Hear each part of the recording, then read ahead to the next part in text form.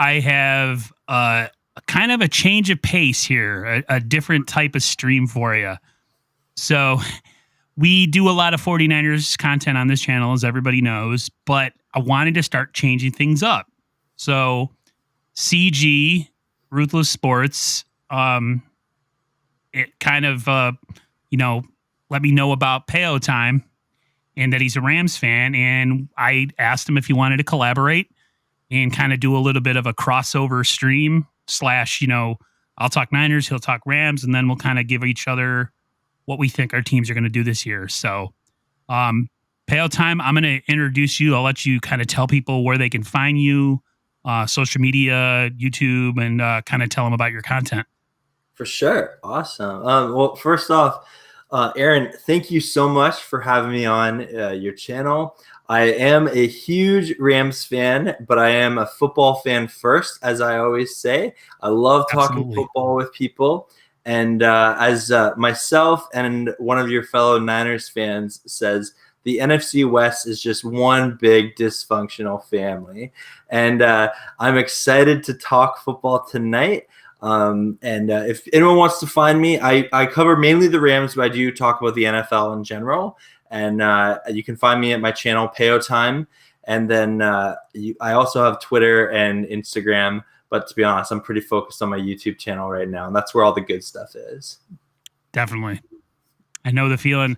I've been using Twitter more with the guests that I've had on. A lot of them have Twitters, active Twitters. So there's been a lot of collaboration, a lot of people sharing my stuff, bringing eyes to my channel.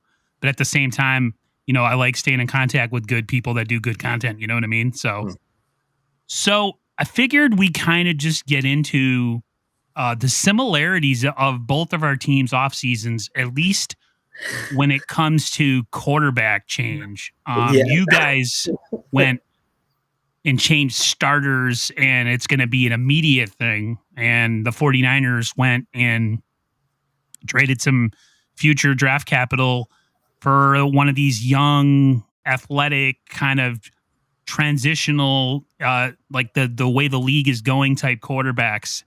So I'm not going to lie, when you guys landed Matt Stafford, I was pretty mad because I wanted him on the Niners. And I remember making a video about it and saying how the Niners don't take any chance. Like, I was on the cliff, and I remember some of my viewers getting really mad at me for like losing my mind over it. And then I started thinking about it and realized that, in a way the Niners made the right decision, as far as like the situation that you want the most would be a situation where you get the young guy in and you let him sit behind the starter. Whereas the Rams have a pretty ready-made offense, and it really just needed a quarterback that could facilitate that offense on a consistent basis. Whereas with the previous quarterback, Jared Goff, he was, really, really good some weeks where he would just like tear it up, and then you'd see the real Jared Goff every so often. Kind of like with Jimmy Garoppolo. I feel that they're very similar in some ways where, if you get a lot of people around their feet or people in their face, they tend to kind of show you who they really are. So I figured just talk about what you think about the moves, what your team did in the offseason draft, and I'll let you have the floor. All right. Thank you. So I want to start with the decline of Jared Goff. This is something that I think people give the Rams a lot of heat for, because they obviously traded a lot to get Stafford. And there is an argument of like, well, is Stafford that much of an upgrade over Goff? I would say yes, definitely. People forget that last season, so the Rams, in 4 of their losses last year, Goff had multiple turnovers. He either had 1 or turnovers in every game last season, including and whether that's a fumble or an interception. So Goff, though he at times played really well, he was unfortunately being a little bit mediocre, which some organizations would settle for. They're like, oh, we're stuck in this big contract. Our quarterback, who was playing well, has started to decline. you know what, we're stuck with this for maybe one more year, and then we'll look to upgrade at the position. But the Rams took conventional knowledge and threw that out the window because they were like, all right, we'll take a massive dead cap hit. We are paying more for Jared Goff this season than we are Matthew Stafford to not play for the Rams. And it's so interesting to me to have a team that ever since Sean McVay got to the Rams, it's been an all-in every year mentality of like, we'll figure out the cap and the consequences later. Let's go all in. And this Stafford Goff trade is no exception to that.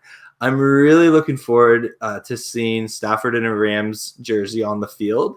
And, he's got some very capable wide receivers in Cooper Kupp and Robert Woods. They brought in Deshaun Jackson, which was a really, interesting signing. I don't think a lot of Ram fans saw coming, but, we're cool with it. And we won't ask him to do what a lot of other teams were asking him to do at this stage in his career.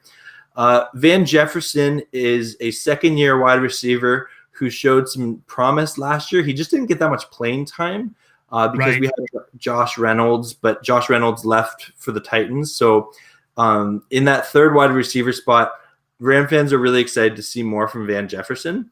And then we had a surprise second-round draft pick in Tutu Atwell, he's a shorter wide receiver, but he's a big speed guy. He's fast. And he's like 5'8" or 5'9", something like that. Mm-hmm. And so I'm really excited to see this offense. And that's not even to mention Cam Akers, who came on strong last year. And Darrell Henderson as a running back is no slouch either. I'm really excited to see this offense. And the hope is to get it back to a 30-point plus a game offense. And we just weren't getting there with Goff. Goff was really hesitant to, air it out and push the ball down the field. And there were so many times that Ram fans would be watching the game and we'd see Kupp or Woods wide open. And you're like, or Tyler Higbee or Gerald Everett or someone. And you're like, Goff, just, let's throw it. And he goes to throw it, and then he like brings it back in, and then he fumbles it or something like that. And you're like, oh. But yeah, it's been a really interesting offseason. But besides the Stafford trade, the Rams actually haven't done a whole lot. Just some re-signings here and there. We lost our biggest loss was our safety, John Johnson, who got a big contract by the Browns, and really happy for him. He was definitely like a top 5 safety in the league last year. He's just a quiet guy that no one talked about. But he was one of the keys to the Rams defense last year. But we're confident in Jordan Fuller to come in and take over that spot. Not saying his production can be replicated or replaced, but Fuller can definitely take it well. Our other losses, one of our edge rushers in Samson Ebukam went to the Niners, and he was someone, I don't think his production can't be replaced, but he was a good role player. There were some times where you felt he took some plays off, but he is a big play guy, and there are several moments and several games where Ebukam made the tackle or recovered the fumble for a touchdown, like in that Monday night with the Chiefs. So he's a big play defensive guy. But that's kind of my opening spiel on this off season. We're pretty stoked for next year. The Niners, they do things like the Rams and the Niners are very similar in a lot of ways because they kind of, their coach comes from the same, they're from the same coaching tree. Yeah. They run similar offenses, but I think the Rams are more of a passing first team, whereas the Niners are run first. But sometimes I think the Niners are run first because of the quarterback deficiencies. And it's going to be interesting to see if and when Trey takes over, how this offense transforms, and what kind of dimensions is going to be added. Because Jimmy has such a compressed window of throws that he makes because of just the ideal arm strength. And he's just, he's inaccurate at times. And since the knee injury, he just, I don't know, he crumbles in the pocket when there's any pressure around him. And with the Niners, you guys, the Rams are one of those teams that just goes for it. You know what I mean? They just trade away picks, whatever. They're all about getting it done now and wanting to win now, where the Niners have a little bit more of the long, that they play in the long game, which isn't a guarantee you're going to win either way, whether you do it short term, long term. So it's just philosophies, front office wise, really, when it comes down to it. It's going to be interesting because the Niners have a lot of 1 year deals this year. Okay. Re-signing Verrett. I'm trying to think. There's other players that got re-signed for 1 year. The re-signing of Trent Williams was humongous. Yeah, that's solidifying that tackle position. Bringing in Alex Mack at center. Drafting Aaron Banks in the second round was humongous. He's like a Larry Allen from the Cowboys back in the day type guard. That is going to be interesting because the Niners usually go with smaller, quicker, mobile guards because they like to do a lot of pulling. This guy is not that type of guard at all. He is a massive, earth-moving human being. So it's going to be interesting to see. I feel like anytime you talk to a Niners fan, the first thing that they'll say is, we have a pretty good roster and we have some good depth if we stay healthy. Yeah. Because last year the Niners weren't healthy at all. They had horrendous quarterback play. I mean, some of the worst in the league. And you still Jimmy, even when Jimmy was playing. That's what I don't understand. I just think the Niners match up well with the Rams for now. Definitely. Yeah. That might have been a Jared Goff thing. I have mad respect for Stafford. He scares me. So, with the go ahead. I'm sorry to cut you off, buddy. No problem. I have to speak that is the second Niners loss was 100% on Goff. He had 2 fumbles and 2 interceptions that game, and there were just so many times where you're like, Goff, what are you doing? And I think that the Niners really were one of the teams that figured out, if you take away like Jared Goff's, throwing lanes, and if you can, get at least some pressure on him, even if you don't sack him, he gets antsy in the pocket, and that's how he messes up. And like Goff has arm talent, but he doesn't necessarily have the football IQ of other quarterbacks in reading defenses. And the Niners are one of the teams that just were able to really expose Goff a lot. I just think with Goff, with the Niners, and even divisional games are always weird. Like, you could beat the brakes off of somebody 1 week, even when the Niners were doing decent in 2019, and then you play a division foe, and those games are always like low scoring, defensive games where somebody gets a late score or a late turnover to win it. And so this year, this division to me, again, the Niners, if they're really healthy, the Niners have a pretty good roster. I mean, Deebo Samuel, Brandon Ayuk, George Kittle, drafting Trey Sermon, the running back. Going to be interesting to pair him with Raheem Mostert. And then when you go to the Niners defense, all again about the health. You have D Ford, who's trying to make a comeback this year. Yeah. And then you'd have Abucom as kind of like his, safety net.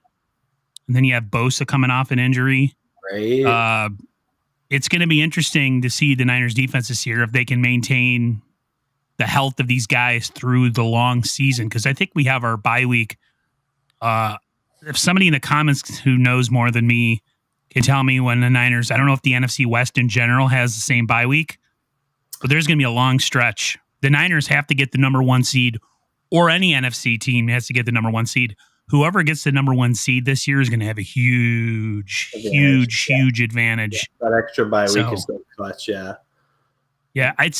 I'm not happy about the one team gets the bye and the rest of the teams have to play. Yeah. I don't like that. What is your opinion on that? Yeah, I'm kind of a similar mindset. I'm not super against having the 7th seed. I still wish it could be done in a way where like the 1st and 2nd seed get a bye, and then the additional advantage is guaranteed home field throughout the playoffs for the number 1. And yeah, but I think the NFL is one of those things that whenever you mess with it, like the rules or the scheduling or something like that, there's always going to be criticisms until you've tried it.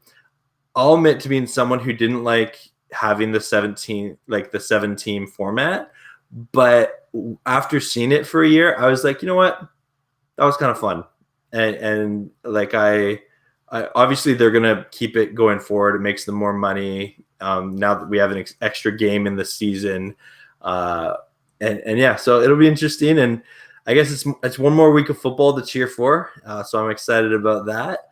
And yeah, I don't know. What about you? Like, are you thinking that it's just sort of like that's such a massive advantage for the number one seed to get the bye week, and just every other team is like, I just think with where some teams' buys are, there's going to be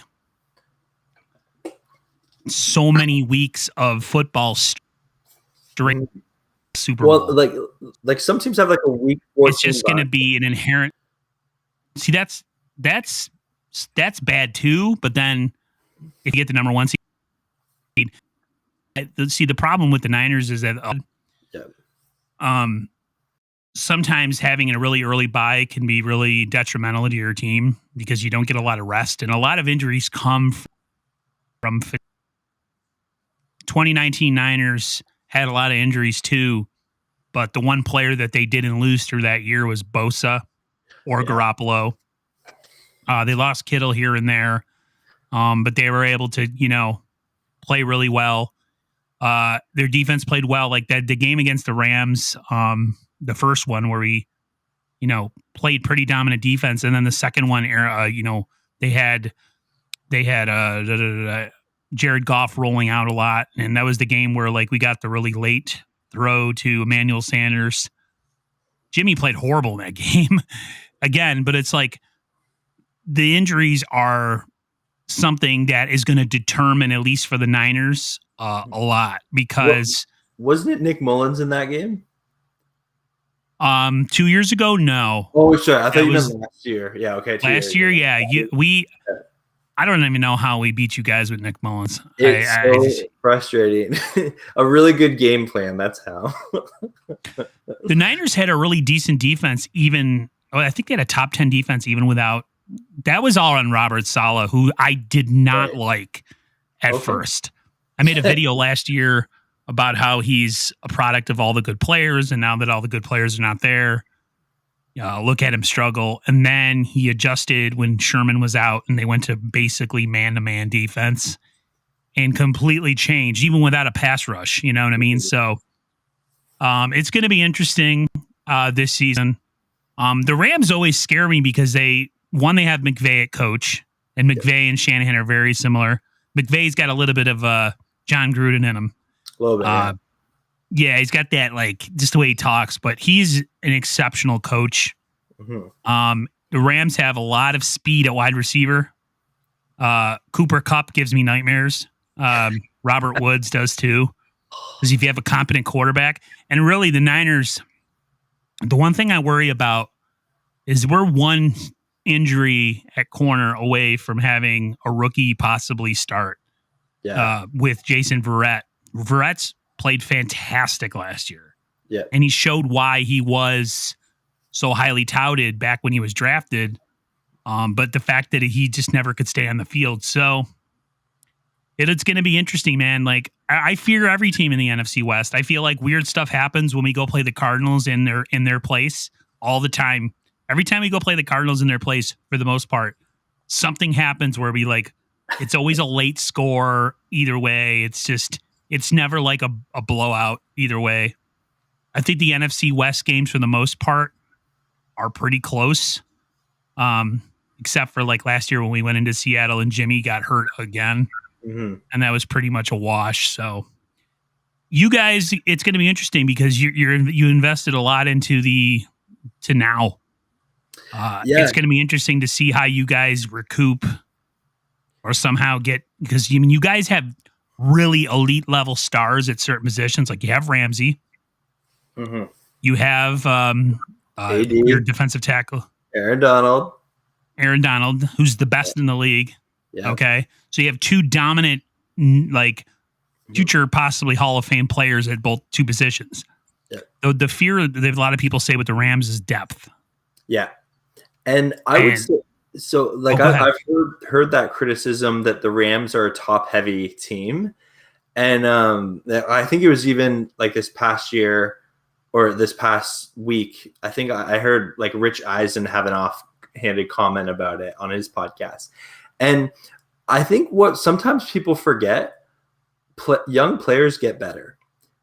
We have a lot of guys who have been in our system 1-2 years, and so we lost a couple of players, especially on defense, who were starters like Ebby Khan or Brockers or John Johnson. But we have some guys that are ready to step up. And people criticize the Rams for not drafting any O-line. I'll admit I was one of those people that was shocked that we didn't get any O-line, especially because we lost Corbett at center. But the reality is we've drafted a lot of O-line in the past, like three drafts before this one. And I believe the depth of the Rams is going to improve drastically this year, just because we have the youngest team in the NFL, and most of, even though they're young, I think our average age is like 24 and a half or something like that.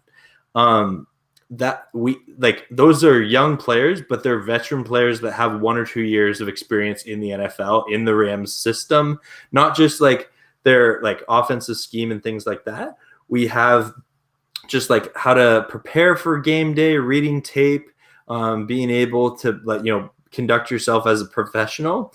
And so I think the Rams have a lot more depth than they're given credit for. I think with the Rams too is, and even the Niners sometimes too, is these teams don't get that national coverage. So what we know as fans of our teams, like you're a Rams fan, I'm a Niners fan, we have knowledge of like how good some up and coming player might be on our team.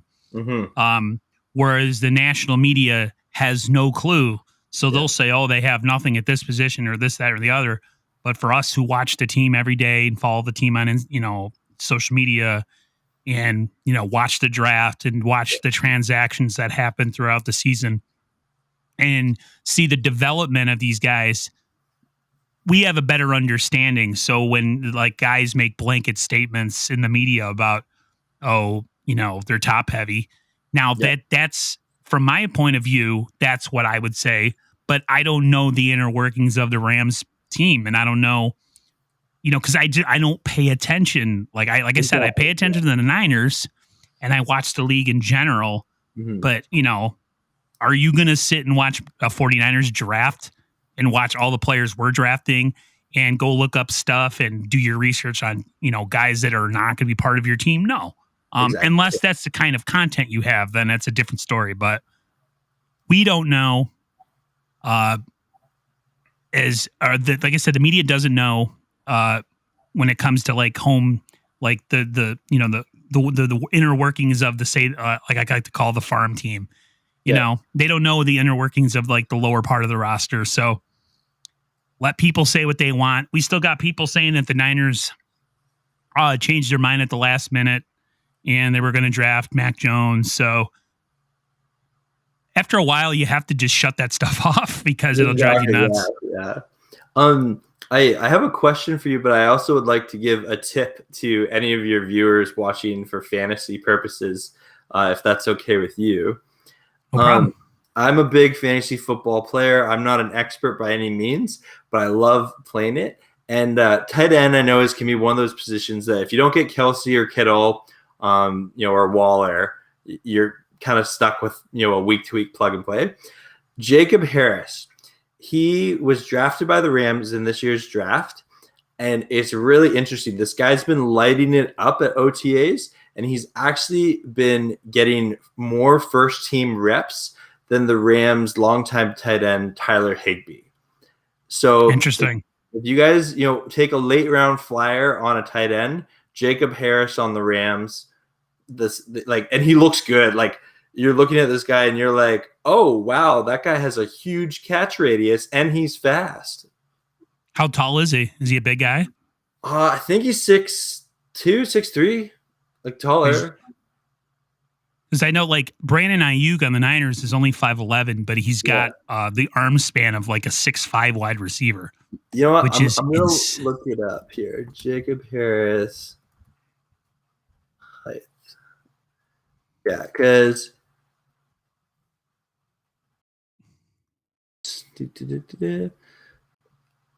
it says he's 196 centimeters. That's because I'm Canadian, and there we go that way. So in feet, sorry. He's 6'5". Yeah, he's 6'5", 215. He's a large man. Yeah, like, but he's a big hands guy. Big hands. Yeah. Nice. So anyway, anyone watching, Jacob Harris, he could be a great late round fantasy steal.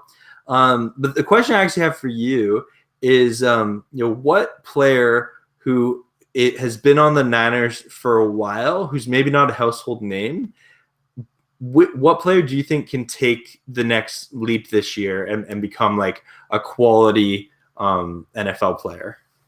The guy we drafted to replace DeForest Buckner last year, Javon Kinlaw, even though he was highly drafted, he played well in run defense, but like the knock on him was he was kind of a bull rush and nothing else. He doesn't have a lot of technique. Mm-hmm. And if he takes the next step and becomes like a Warren Sappy type of interior defensive tackle, when you have Bosa on the edge and you can kick Armstead inside and probably put a Bucom or D Ford rushing from the outside, then you have a really, really good pass rush, and that makes your secondary better. I'm trying to think of another player. It's more or less a make or break year for me for Deebo Samuel. Okay. Really talented, but injury prone like crazy. I feel like he could take it to the next level. He can even be a better receiver because they use him a lot as like a gadget player, a lot of jet sweeps, all that kind of stuff. I hate that because he gets hurt. Him and Kittle are workout warriors. You know what I mean? They post all these videos and they're working out and they're doing all this great stuff, but they play so overly physical. I had Jay in the Bay on my channel. We were talking. Jay in the Bay is a 49ers YouTuber. He's one of I love Jay in the Bay. Yeah. And he said that he agreed that like maybe sometimes guys got to go down. You want people to play within their skills. But at the same time, like, do you have to get those 2 extra yards and throw your body into something, or can you just go down? It's different if it's like the end of the game and you got to try to reach for the first down. But if it's in the beginning of the first quarter, do you really have to take 3 extra shots to get a first down? Or can you step out of bounds? It's like you got to play the long game in the NFL. And I feel like a lot of guys in the Niners, if they can stay healthy, can take the next step. Trying to think of somebody else who I could. I would like to see Jimmy Ward. He's one of those players that like he's kind of under touted. Like people don't really talk about Jimmy Ward, but he's been a fantastic player since he's been in the league. He's just been, like I said, injured a lot. He can play the slot corner and also play safety. So it's weird with the Niners because a lot of the guys on the team, you could say hopefully you're going to see a breakout year if they can just stay on the field. So, but yeah, Kinlaw, like Jay in the Base said in the chat, expectations are high for Kinlaw. When you draft the guy, I think, 12 or 14, dude has to produce. We gave up Defoe. And we kept Armstead, which I think I was watching Jay in the Bay stream and he thinks that, and I told Jay in the comments, I said, I think the Niners, what they had in 2019 around Armstead made him better than what he actually was. And he got that fat contract. Whereas DeForest Buckner, he might not be an Aaron Donald level player, but he was the better of the two, but they got a first rounder for him. So, right. We'll see, but Kinlaw is definitely my guy right now. A lot of Niners fans want to see him earn that 14th pick, I think it was, because I think we traded with Tampa and they got Tristan Wirfs, I think, possibly. I forget. Cool. I'm old now. My memory's shot, so. we're all there, man. No worries, no worries. Yeah, I think that player for the Rams, that he just seems so ready to break out. And I made a video about him a couple of weeks ago. Is our linebacker named Kenny Young. And people completely forget about this guy. He has made some big plays, and he's pretty consistent. But he came to the Rams via trade when the Rams traded Marcus Peters to the Ravens. Mm-hmm. People forget in the loss of that trade, the Rams also got Kenny Young, who was a young linebacker for the Ravens, and he's someone who has been playing pretty consistently. There are some games where he was a little injured, here and there, but sometimes he would play through it. But he is someone who I think is ready to take that next leap. The Rams have kind of a reputation, ever since Aaron Donald's been here, that our linebackers are always, underrated, and people are always like, oh, the Rams got to be working on their linebackers. And we often let linebackers walk. But this season, offseason, we re-signed Leonard Floyd, which was a big signing. And then with Kenny Young, we actually seem to always get production out of our linebacking core. So I'm really hoping that Kenny Young is a player that makes some big plays for the Rams this year. I feel the same now that you talking about that, about Dre Greenlaw. The Niners drafted him. I'm trying to think what round they drafted Kinlaw or Dre Greenlaw, but he was one of those later. I think he was a 5th rounder, possibly. Jay in the Bay says we traded Buck to the Colts for the 1st round pick. I think the 14th. Yeah, that's what I'm thinking too. And the problem I have with Greenlaw is he's a little inconsistent. Okay. But, if you remember the famous, goal line stop in Seattle to secure the Niners the NFC West title, or the pick against the Seattle Seahawks in 2019 against Russell Wilson, he makes big plays, but his consistency's got to get better. Fred Warner, to me, and this is a Niners fan talking, to me, he's the best middle linebacker in the NFL. Aaron Rodgers said it himself. Yeah. But he can't do it by himself. I wish there was another guy that would step up. Mm-hmm. We have Azeez El-Shaair, who's kind of a depth piece. He's okay. But yeah, like Dre Greenlaw is definitely somebody I want to say take even a next level. Bring his game up at least close, if not comparable to Fred Warner's, which is kind of impossible. But the Niners have a lot of speed on defense. They're a little bit undersized, so they can get beat up in the run game if teams like pound it down their throat and stuff. But we also have a new defensive coordinator this year, D'Amico Ryans. Okay, we're going to be a little bit more blitz heavy, play a little bit more man to man. So guys are going to get a lot of chances to make plays behind that pass rush. So it'll be interesting. That's something that the Rams, the Rams fandom, aka the Ramley, that we're kind Ramley? Of the Ramley's alive and well. Nice. It's we're kind of nervous because we lost our defensive coordinator Brandon Staley to the Chargers. He became their head coach, and I'm really happy with. I would have loved to have kept him, but we hired Raheem Morris from the Falcons, and he's someone who I think he's like 44 years old, but he has a lot of experience. Like, he's been a head coach, he's been interim head coach, he's been defense coordinator, he's been involved in offensive coaching. Like, the guy's got a pretty impressive coaching resume, and so we're hoping that he'll come in and be able to play well. I do see one comment from one of your subscribers, Tommy Huxley. Hello, Tommy. And he says the Rams won't have a top 5 defense this year. I think it's really hard. He likes to stir the pot. No, I love it. Oh, let's make some soup. Yeah. I think that the Rams, like any team to have a top 5 defense in back-to-back years is difficult. Like, it's not, the easiest thing to do. But I think people forget the Rams have had a good defense for a number of years now. It just never really got talked about, but it was always kind of like a top 10 unit. Like even under Wade Phillips, because we had Aaron Donald, we had Jalen Ramsey, we had Aqib Talib, we had Marcus Peter. So even if we're not top five, I do think we are going to be a top 10 or, just on the cup of that top five. And depending on how our linebacking core does and how some of our young pass rushers do, who are, again, second, third year players, most of them.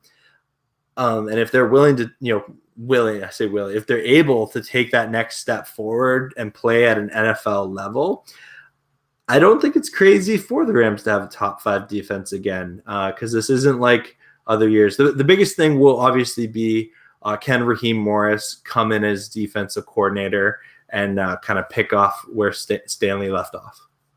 Definitely. The thing with you guys is when you have, like I said, you have 2 Hall of Fame level players on a defense, you can't, there's nothing you can say, because if you can get at least comparable play around Hall of Fame players, you have 2 of them on your defense, it's the start of something. Like the Niners have, they have Fred Warner, and they have a lot of players that, like I said, the question mark is, can they stay healthy? Bosa is lights out.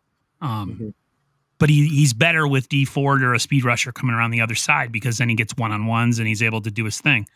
So we haven't quite, we don't have those level players. Now you could say Kittle is, one of those kind of guys on offense where he scares teams. Again, with Kittle, it's the injuries.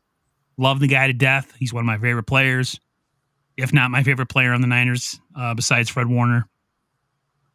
But it's always injuries. But like I said, you guys got 2 guys on your defense that are elite level / possibly Hall. Like Aaron Donald, if he continues the way he plays now until the end of his career, he's going to be Hall of Famer. I mean, he's that much of a game wrecker. You know what I mean? He's a Warren Sapp level, maybe even better than Warren Sapp level interior defensive lineman. I have a crazy Aaron Donald, and I can geek out over Aaron Donald a lot. Like I don't want to take up the whole stream talking about Aaron Donald. I'm sure our viewers don't want that, but I will give this fun fact. Pro Football Focus had him last year on 3 out of 4 passing plays last year. Aaron Donald affected the play in some way. That's insane.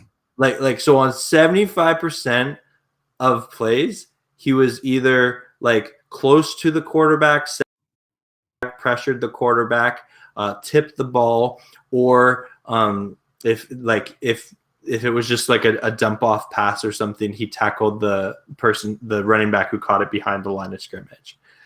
And he's a very strong man with an insane motor. And the biggest thing for him is his hands. There's not a defensive tackle I've seen. I've been watching football for.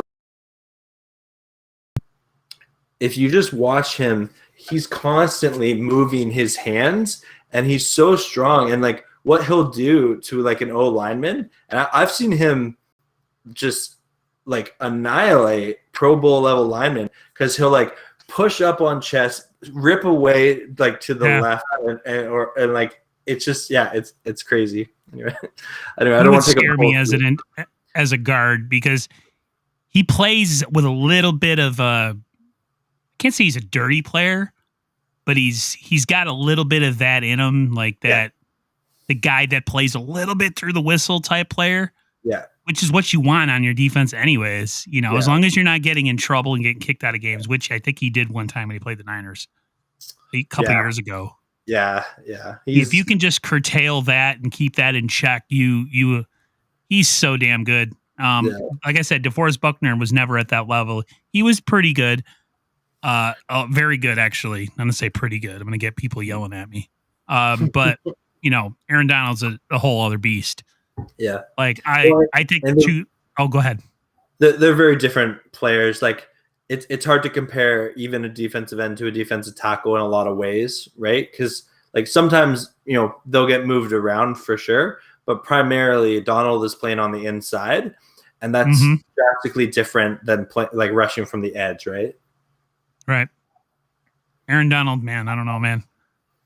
That's something, and every game you got to account for him, and the same with Ramsey. So, Tommy Huxley made a good point. Brunskill did have a good game against him, Aaron Donald, but I think that was more of a a blip. I don't think that is a consistent thing that would happen. If you played the Rams 10 times, I don't know if that would happen more than the one time. The Niners definitely, we got a little bit of girth there with, like I said, with Aaron Banks. So that'll be an interesting matchup. The Rook versus the All-Pro / Hall of Famer. I've heard Aaron Donald in interviews talk about the Niners game specifically from last year. And like, he's the type of player, he remembers his bad games. And I would say out of last year, like really the Niners were the only games, and like the Packers game where he was injured with the rib injury, unfortunately, in the playoffs. But those are the games, like, you better believe Aaron Donald has something, like whether it's going to be Jimmy G or Trey Lance at QB for the Niners next year, Donald has, he's hungry for some QBs. Tommy Huxley made a good point. He got hurt during the divisional round last year. He thinks that game would have been a lot different if Aaron Donald was active, which I completely agree with. You know what? The reality is the Rams in the playoffs would have been one of the weirdest Super Bowl teams ever. So you had John Wolford, who you can debate played well enough that McVay wanted to start him over Goff, but then Wolford gets hurt early in the Seahawks game in the wild card weekend. So then Goff takes over, plays well enough, but it was really our defense that won us that game off of a Darius Williams pick six. But in that like week leading up, there was sort of this thing of like, if Wolford's healthy, he's going to start over Goff, but Goff might not be fully healthy. So then, like, people don't realize there was a chance we had to start Blake Bortles in that Packers game. Ugh.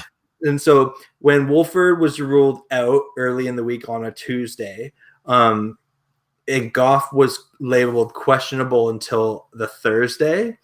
So it was just sort of this, like, it was a stressful time to be a Rams fan. And so then we have Goff in there, who had just got like a couple weeks prior surgery on his thumb. And yeah, like, it wasn't that Goff played totally terrible in that game. He definitely, like, there wasn't a point in that game where I thought, okay, Goff's going to take over this game and win it for us.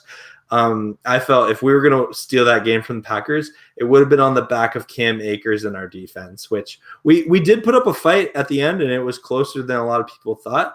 But the reality is, I'm always optimistic towards the Rams for sure, and I would have loved that huge upset. But for us to win that game, we were just pretty banged up, and our O-line was banged up too, so it would have been tough. But I'm happy that we beat Seattle in the playoffs. That's always a good feeling. Me too. I hate the Seahawks. You can say whatever you want about the Rams, but the Niners have one playoff appearance in the 4 seasons that so far that Shanahan and Lynch have been in this regime. So we can talk all the trash we want and blame injuries all we want, but the fact of the matter is, we got a Super Bowl run in the middle of that or mixed in with that, but still, consistency. Fred Warner said last year at the end of the season, last year would be the last losing season that this team's going to have as long as he's playing. So hopefully he's right. Yeah, it's big words. Yeah, you got to back it up. Say what you want about the Rams, but they've been a little more consistent playoff team than we have been. And Seattle too. I think in my conversation with a lot of football fans, when you talk about the NFC West, right now the Rams seem to have the least amount of question marks on the team. Where the Niners, there's the health concern, and even the Jimmy G and Trey Lance, question marks. The Seahawks, you have the Russell Wilson drama. of like apparently it's dead now. That fake press conference where he says, "Leah, that was Yeah, totally forced. That was so cringe." like it was PR. Anyway, but the reality is the Seahawks still have question marks on their offensive line, and they still have question marks on their defense. I know they played well towards the end last year, Right. but I don't know. Like I definitely think that Russell Wilson has many of the flaws of that team. Oh, they have so many warts that he hides. Mm-hmm. They would not be that. Oh, go ahead. I was going to say they're not going to be a winning team. They wouldn't win many games without that guy. No, he for makes sure. that team. And I was just going to finish it off with like the Cardinals. You have to, put question marks on Kyler Murray of, okay, for like 8 weeks of the season, he was possibly going to be the MVP, but like, can he come back and play that a full season? There's still question marks with their running game. Obviously they have a stacked wide receiving core with Hopkins and Christian Kirk, and I still think AJ Green is a good like number 3 wide receiver. He's still got strong hands. He obviously is not the player that he used to be. So I think their receiving core is real, but then JJ Watt, question marks about him as an older player. Like what is he at this point in his career? He's more of a name now, I think, than Cliff Kingsbury plus the midget equals no playoffs. Tell you what, though, that midget for a while was giving us some problems. The Niners kind of unlocked the secret, possibly, of how to stop him with that, blitzing that slot corner. Mm-hmm. They started kind of getting pressure on him, and when you let him sit in the pocket, he's not as proficient in the pocket as, say, Russell Wilson. Yeah, at least not yet. Yeah, Wilson, he's still young. Yeah, Wilson in the pocket, he's he likes to play sandlot ball. Russell Wilson, me and my brother are always like, it's literally set hut, and he's running around, and receivers are running for 15 seconds, and that's why they're always open. But it makes it work. But he can throw from the pocket too, and he's got an absolute cannon. Massive hands. Like for a 5'11", 5 foot whatever he is quarterback, he plays bigger. Well, and the thing. Go ahead. Like compared to other mobile quarterbacks, his running style is very it's a lot shiftier, and he doesn't get hurt. He doesn't get hit usually. Yeah, and the reason why he has an amazing cut move for a quarterback, and I think it's because he does have a shorter frame to him, and so he's able to his reaction time is just so great that he's able to get in and out of cuts so easily. Man, if I was a defensive player, I would get kicked out of the NFL. I would late hit guys all the time if they slid, because I think sliding when you're a quarterback, you want to run all over the place. It's such a punk move. That's why I could never play sports. My brother's like, if you played sports, he goes, you'd be ejected out of every game, because if a dude went to slide, I'd drop a elbow on a guy, So it drives me nuts when those really good running quarterbacks continually run and make plays and no one can seem to get a hand on them. But it's going to be interesting, man. I feel like it could go two ways for the Cardinals. It could go really good, and they're going to surprise a lot of people with that, kind of an older team and all that. But it could also go really horribly wrong, because AJ Green, could possibly be AJ Green, and you're not going to have nothing more than a name as far as what's his name, JJ Watt. So all I know is my biggest concern for the Niners is their secondary. More than their number 3 wide receiver hole that they have right now.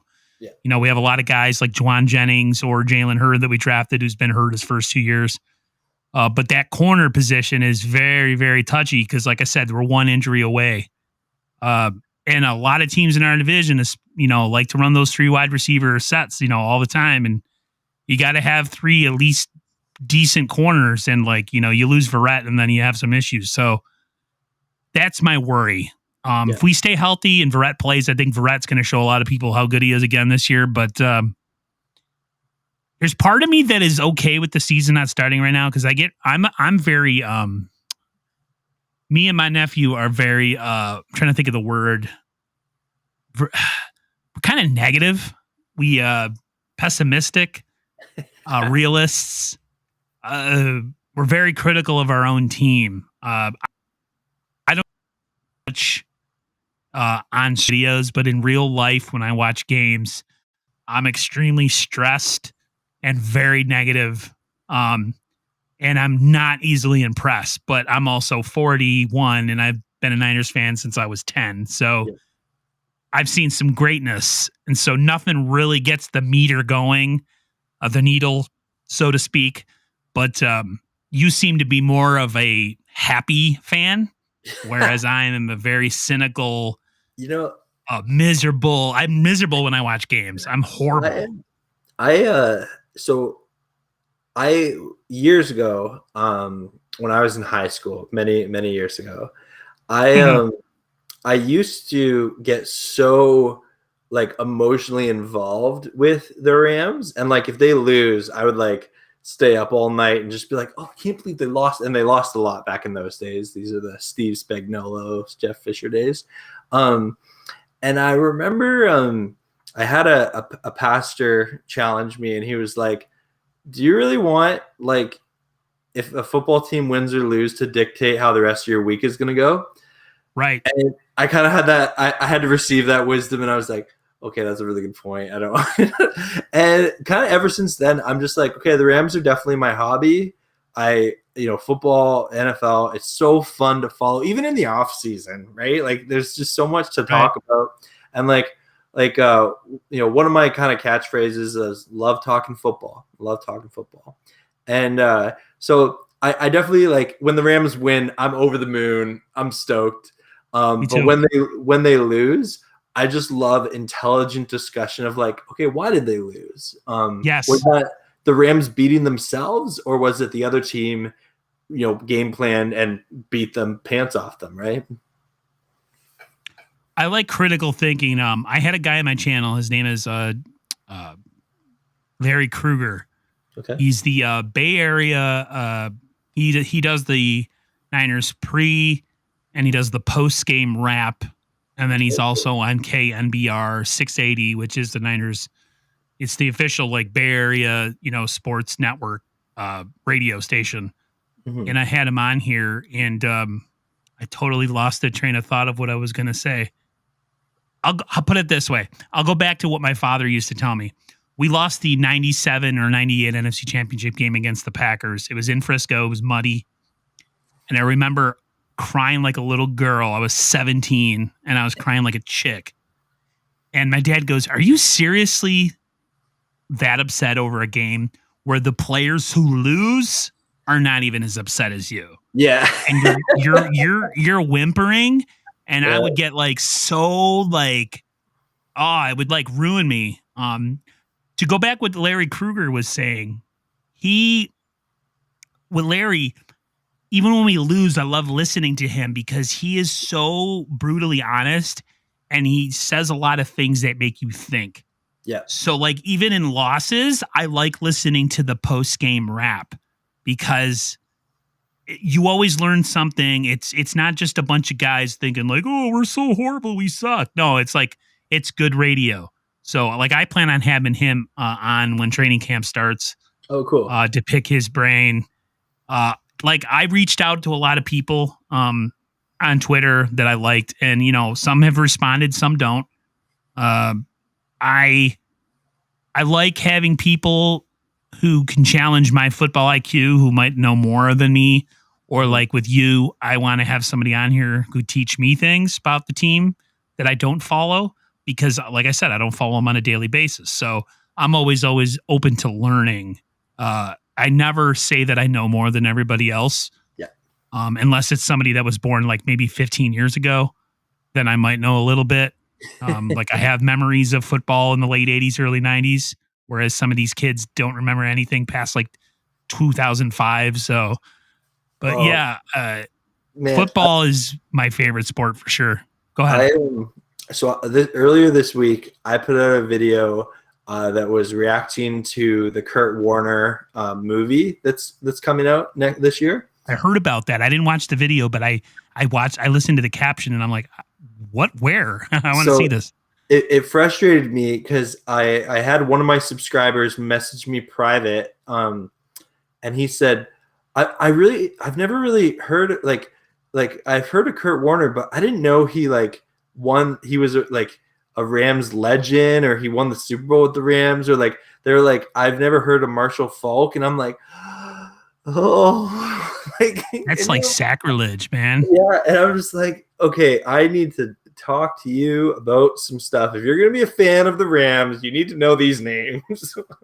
Yeah, like if you're a Niners fan and you're young, you need to do your research. You need to know who Joe Montana is, Steve Yeah. Young, Jerry Rice, John Taylor, Brent Jones, like Ronnie Lott, all the players, T.O., everybody, and then come talk to me. If I come to you and you say you're a Niners fan and you can't list, I could list off almost the whole starting defensive team and part of the offensive team of the 94 season. And it's been a long time, but like, you know, that's how I challenge people if they know a team. If they just say, yeah, I'm a 49ers fan, but really they just like wearing the colors or whatever, that gets under my skin a little bit. But I also got to realize that some people have lives and football isn't their everything, whereas my YouTube channel is predicated on football. Yeah. So I tend to care a little bit more. Yeah. But I'm a very, like, I used to like baseball a lot and basketball. Like when I was growing up in the 90s, I was a big Bulls fan, but I was really a Jordan fan. Yeah.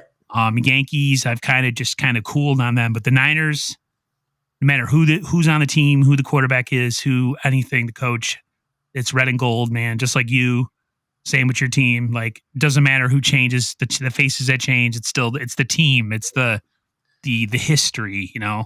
So I'm, until I can no longer see and hear and I'm decrepit, I'm going to be a 49ers fan for sure. That's awesome. No, bless you and your fandom. I celebrate that Niners fandom with you. Definitely. You should be proud to be a fan of your team. Absolutely. Some of us are just different. Some of us are like mentally irregular, like me, who get really depressed. And then there's people that just watch games and have a good time. And even if they lose, like Jay in the Bay reminds me of that type of like fan. He's happy no matter what. Like he's just the energy some people give off is like, I wish I could be that way sometimes. I'm naturally kind of I guess, negative person. I'm just a realist. I call things like I see them. You know what I mean? I always expect bad things to happen. And when good things happen, I'm surprised. That's just how I've always been. Some people look at life way differently though. So my football experience is exactly the same. I'm always waiting for the other shoe to drop. Like the 2019 year, I actually let myself believe that we were going to win that Super Bowl with 7 minutes to go. I let my mind go there. I didn't want to do it. And as soon as I did it, of course, we all know what happened. The whole game, I was like, no. And then I was like, oh, maybe we're going to do it. No, I let myself be positive for a second, and that's where I got. So I'll stay the way that I am. I'm not trying to play the one-up game or anything like that, but we can support each other. Both of our teams recently lost the Super Bowl.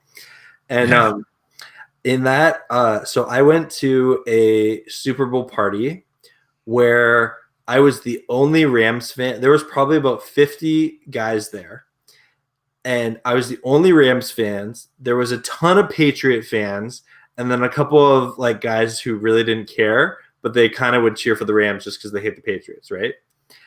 And that whole game, because it was just a punter battle, right? Like it was a defensive game, low scoring.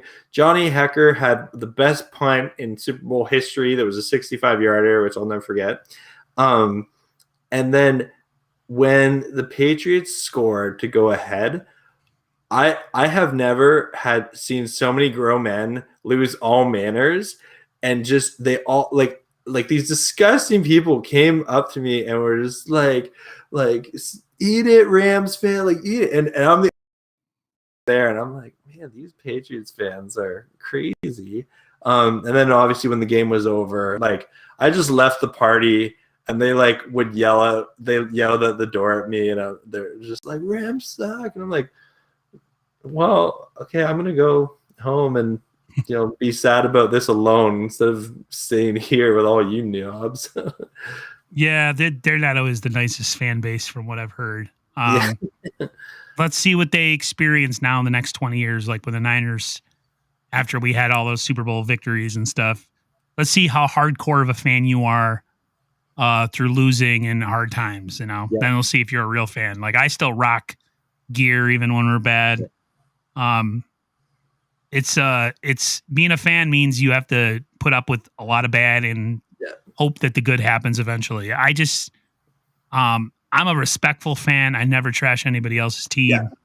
Sure. There's teams that I hate, but at the same time, I don't sit there and be ignorant and be like, "Oh, the Niners are the best team in the NFL," and we've been losing for all these most recent years. So it'll be interesting to see this season, man. I'm so excited for the season, but I'm okay to wait a little bit and experience summer, because a lot of people are like, let's just go straight to football. And I'm like, no, because then it gets cold outside and then it's miserable. And I live in Western New York. So let me relax my summer. Let me get that feeling ready to be like totally immersed in football.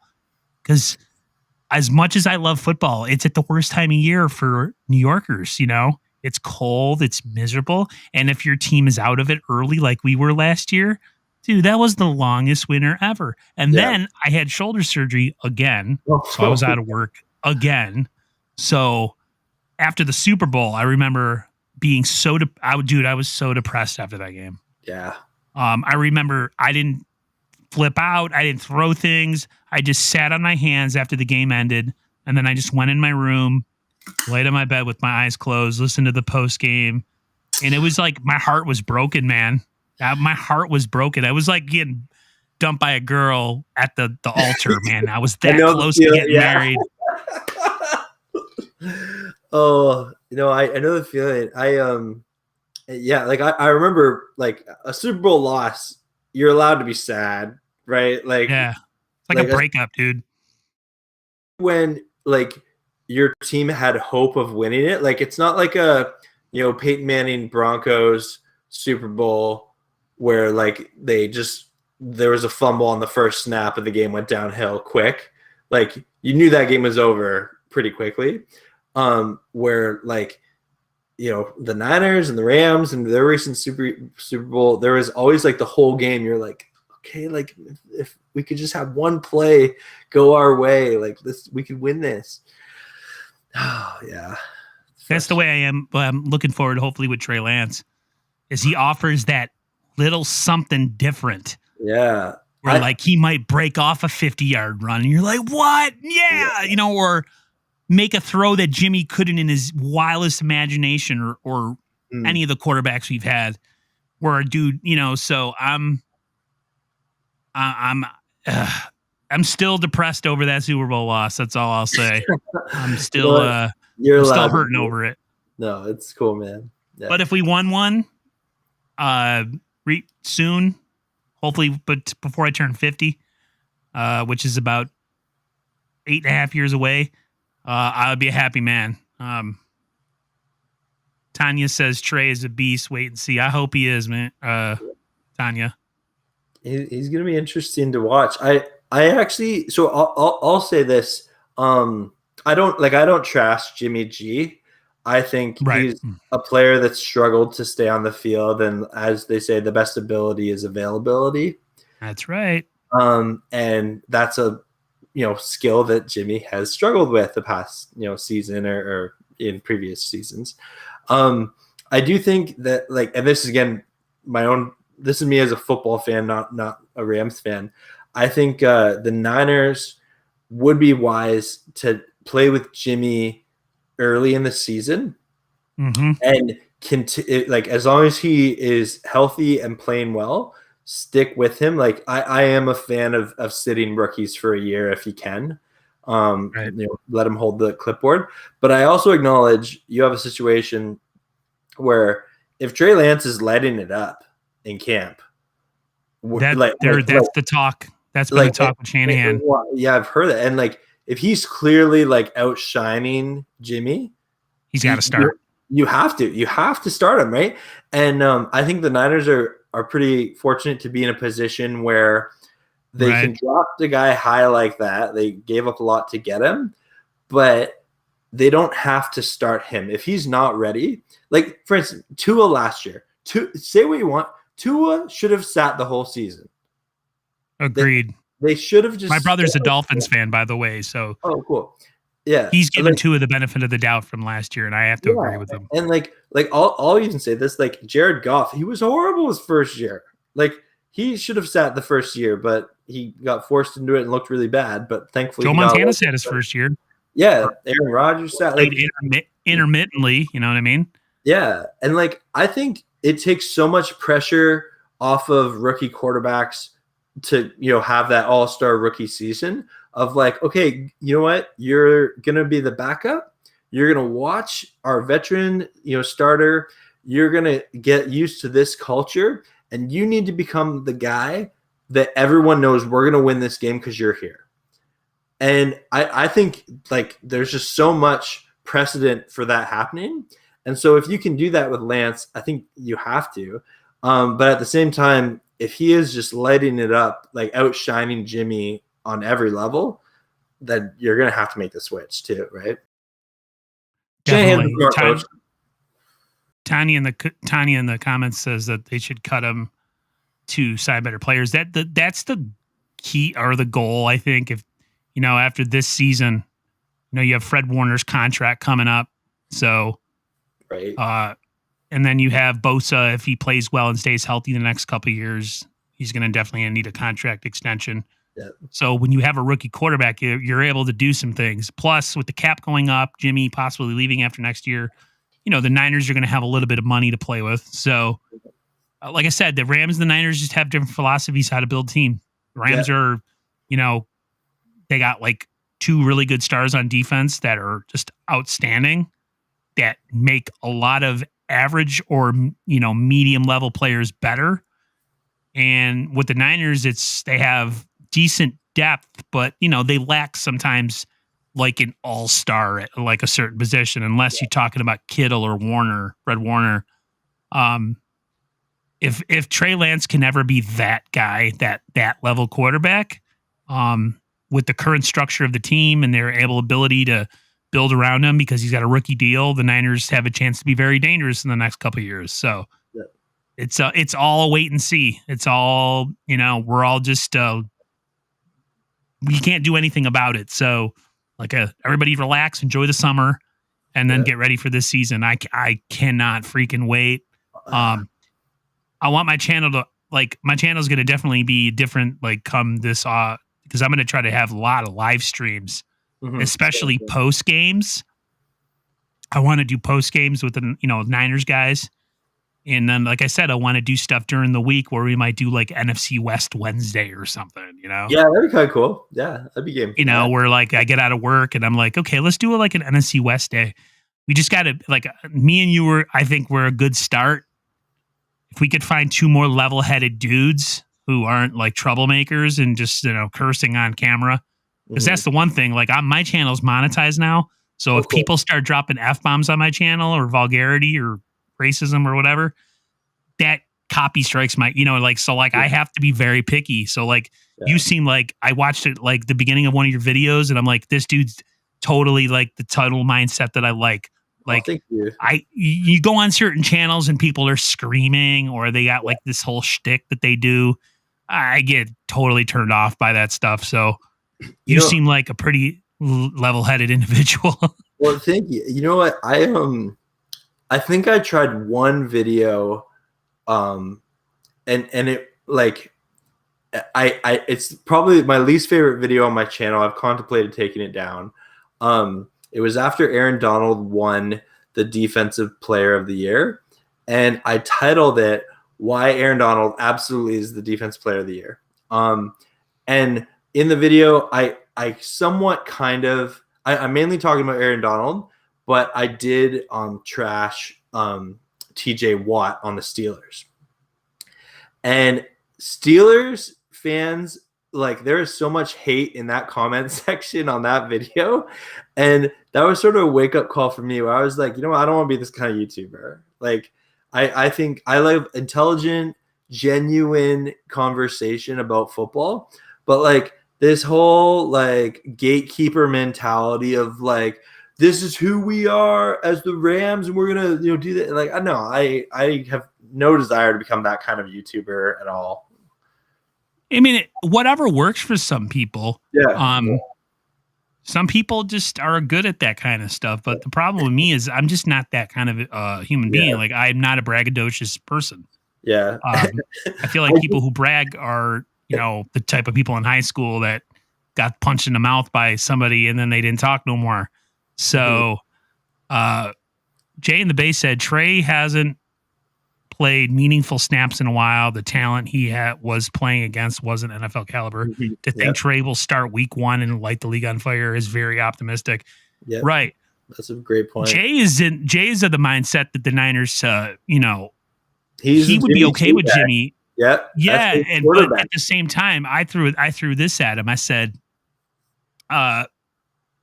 do some sort of package maybe. Mm-hmm. If the Niners are up 24-3 in the third quarter, bring Trey in for like 2 series. You know what I mean? He's got to get some playing time this year because he didn't play last year. So it'll be it. I'm optimistic that he'll play well, but yeah, go ahead. I'm sorry to pivot. I've been wanting to ask this. This is before the stream started. I wanted to ask you this. Do you think that every team in the NFC West starts 1-0? You have the Rams that are playing the Bears. The Niners are playing the Lions. The Colts or the Seahawks are playing the Colts. And I forget. I'll check who the Cardinals are playing.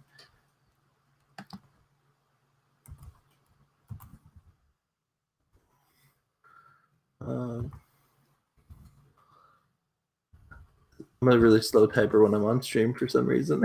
Oh, I'm horrible. I'm a one-finger typer. Oh, the Titans. Yeah, so the Cardinals probably have the toughest game. I think the Cardinals and the Seahawks both lose. Okay. All right. I think the Colts are a really good team. Yeah. And the Titans are no joke. Yeah. All I got to say is you got Julio Jones. I think is it John Brown, the receiver? I'm trying to think of the name of the guy. Another massive human being. Huh? AJ Brown. Okay. And then you have the running back. Derrick Henry. Yeah. That man, I always tell people, I said, see this guy on the TV? He's as big as me. He's as tall as me, but he's all muscle. Yeah. No dad bod. Yeah. He runs you over. You are going to hurt. Yeah. Little 5'9", 5'10" corners, 190 pounds. Good luck. Yeah. Yeah, it's going to be an interesting, NFC West race. And are you going to try and get to any of the Niners game here on the East Coast this year? I'm doing some stuff for my house this year, so money is kind of tied up in, like, I got my bathroom remodeled, my roof. Yeah. So I'm trying to pay down some credit cards too. Cool. Once my finances are in a good place, maybe this time next year, I might try to. Me and my nephew were gonna go because my nephew's a 49ers fan. But money is it's a lot of money to go cross country. We were gonna try to do the Jets Giants, maybe see both games last year. Cool. But with COVID, it just wasn't an option. Yeah. If we could have gone to both games, that would have been sweet. We could have stayed in, Jersey or whatever for 2 straight weeks. And the Niners, I think, won both of those games. So that would have been a sweet time. Got to see, New York City or whatever, visit the 9/11 monument and stuff. But it just wasn't to be. And this year, like I said, money is tight. So we'll see. If I win the lottery, definitely. I have a fear of flying, though. That's my biggest issue for all you Niners fans in the chat.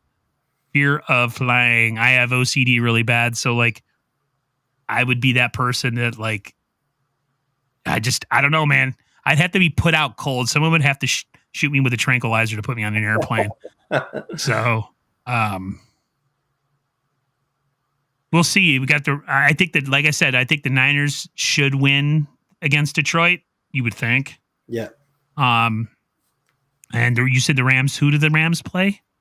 We are playing the Bears Sunday Night Football. and Jay and Rams the should Bay. win that game for sure. Yeah. And Coach Matt Nagy, who is becoming one of my favorite people for his press conferences, because I love coaches that are on the hot seat. I just love it. He said he doesn't see any scenario where Justin Fields starts week 1, and I would much rather have Andy Dalton starting for the Bears week 1. Who would it? That would be. It'll be. We'll be very happy. Hopefully, week 1, and Seattle fans and Cardinals fans will not be. Yeah, and go ahead. So I the other question I wanted to ask you about scheduling is week 18, final week of the season, Niners and Rams. What do you think the odds are that's for the division title? I always have to respect Seattle as long as they're with Wilson, just Russell Wilson. So hopefully the Niners and the Rams will be in position. If that's for the division, dude, that would be a crazy. I hate when it comes down to the end of the season. I like being the team that clinches, like, week 14. Yeah, it's so stressful, man. Starters before because you can rest players. The problem when you rest players, though, sometimes is then, you become like a Baltimore Ravens type team. Like you go in and then you get bonked. You get bonked in the first round or whatever. So, there's a lot of discussion in the channel or on the chat about Jimmy G and Trey Lance and who should start. It's a hot button issue for Niners Nation. Niners Nation is very, very split on that decision. I'm with Jay. I say start Jimmy. Mm-hmm. But like you said, in camp, and Coach even said it, if he destroys Jimmy in camp and lights the world on fire, you have to start him. But if he plays like a rookie and struggles when they actually go to 11-on-11 and they put in pads, then yeah. And I'm expecting him to struggle a little bit. Yeah. Well, that's just how it works. Do you remember the quarterback, Matt Flynn? I do. So he had a game where he was a backup quarterback for the Packers, and he had a game. It was a week 17. He threw 6 touchdown passes. Like, he lit it up. And then he got signed by Seattle. But that was the year Russell Wilson got drafted in the 3rd round. And I'll never forget, when I first heard that Russell Wilson was going to be the starter, I was like, sweet, they're going to do a rookie. But then, like, a couple minutes later, I was like, wait, a 3rd round draft pick he's beaten out an established, like, veteran quarterback. He must be good. And sure enough, he was good. And so if that's fantastic, if that's a Trey Lance situation, like because your locker room will see it, right? Where, like, if the locker room knows, like, okay, clearly, like you saw this, like with the Dolphins and Fitzpatrick last year. I think a lot of Dolphin players knew Fitzpatrick was at that point better for the Dolphins than Tua was, but for some reason they went with Tua, and I personally think that was the wrong choice. My brother is of the mindset that he thinks Tua was at a disadvantage last year because of the lack of training camp and mini camps and stuff. So totally, which is a valid. And he feels like it. Same thing with the Niners with Javon Kinlaw. It's going to be interesting to see these players who've had OTAs and had off-season stuff, and now they're going to have a real training camp and preseason games. It's going to be interesting to see how much some players take the next step. I hope Tua does well. Yeah. The Dolphins are an interesting team because they have some really good players. Xavier Howard, that corner, he is whoo. Yeah. And they have some receivers. They got a good tight end in Gesicki. I'm pulling for my brother's Dolphins to do good. I'm actually pulling for the Bills to hopefully do good this year too. Because listen, if the Niners don't win the Super Bowl and the AFC is a chance, for all the Bills fans that I've grown up around my whole life, everybody gives them a lot of grief. They make fun of them for losing 4 Super Bowls. Dude, I would be so happy for their fan base if they won a Super Bowl. For real. Like, I'm one of those kind of fans. Yeah. My nephew is kind of like, I don't cheer for anybody but the 49ers. I'm like, no, that's true. But I'm going to be happy. And my nephew's the same way. He's a Knicks fan, but he loves LeBron. Totally. So like my nephew always says, you got to respect and give credit to greatness. Mhm. So like if, Josh Allen lights it up on this year and takes that next step, good for the Bills. Yeah. And they could finally shut up and get off my timeline on Facebook. No, I'm just kidding. But yeah, like I said, it's a argument in the comment section. I guess so. I'll wrap it up with this: is that I hope the best for both of our teams, except for when they play each other. I don't want injuries to be the cause of why teams suck. Mhm. And I'd like to have you as part of maybe like a roundtable during the season if you'd be down with it. Maybe like on a Wednesday. That would be If you're awesome. I'm so down. Yeah, if we could just land a Cardinals fan, I think. Maybe we'll do a test run in a couple weeks or something. Mhm. I have a little bit of vacation time. We could do like a test run. We could have like a round table or something. That'd be a lot of fun. If it works. I want to do it for the NFL too. I want to have maybe like a 6-person panel. Yeah. And maybe do something along the lines of like Niner, maybe a Cowboy fan, Bills fan, Colts fan, just like mix it up. Because my channel's all Niners all the time, but a lot of people are saying, to blow up a little bit, sometimes you have to kind of change the content up a little bit. Because I was strictly just making videos with waveforms going across the screen. And then I started doing a couple live streams with one of my longtime followers who I haven't heard from in a while. His name was Niner by Nature 88. And then from there I started, messaging people and stuff. So, and some people, have jumped at the chance to be on my channel and vice versa. So yeah, I look forward to doing this again in the future with you, man. You seem like a cool dude. Likewise. I got you on Instagram. You seem like a rad dude. So, Thank you. I wish you all the best, Mazel Tov, and let's do this again in the future, man. Absolutely. I would love to. And, Aaron, thank you so much for having me on your channel. If you're in this stream and you are not subscribed to 49ers First Take, you need to make sure and smash that like button and subscribe button. It's been a pleasure this hour and whatever long. It has not felt like that at all. This has been a lot of fun. And for all of you who like football and are a fan of football and you want to subscribe to teams other than the 49ers and listen to other teams and other perspectives, subscribe to Payo Time and give him some love. And until next time, brother, stay safe and healthy. And like I always say to my viewers, my videos, I'll see you on the flip side.